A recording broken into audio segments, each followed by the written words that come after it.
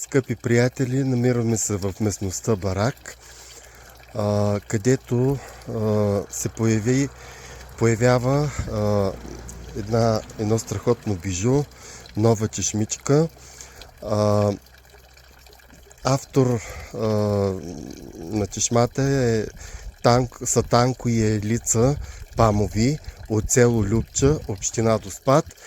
Танко е тук при мен и ще ни разкаже накратко за тази чешма. Кога е започнал да я изгражда, как е построил и така. Ти си, Танко. Почнах да изграждам от миналата година, от март месец. Замръзнал копаха, платихме тук, изкопахме го, докарахме от 250 метра водата и я оставих да тече, а тя от времето си и викат на тази вода, памовата вода. Питах, лека му пръсна баща ми, откъде му викате и той не знае, че запомня памовата вода.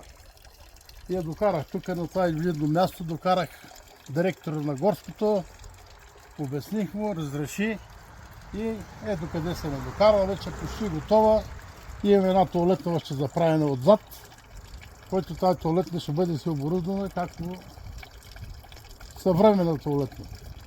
Това е проблемът. Не е проблемно в течение на времето. И я докараме тук и постоянно вари, няма случки. Кога беше първата копка? Първата копка беше миналата година, март месец. На какво разстояние На майката? 250 метра. Майката на 250 метра. Водата е студена. Да. Бистра. Кога очакваш да бъде завършена? Мисля, че до средата на август месец ще завършим. За събора. Да. Значи за празника на общината, една от новопостроените чешми, която ще покажем на всички вас. Това е чешмата на Танко и Елица Памови. Танко е в регистъра на чешмарите и ще видим в завършен вид неговата чешма. Очаквайте продължение за тази чешма.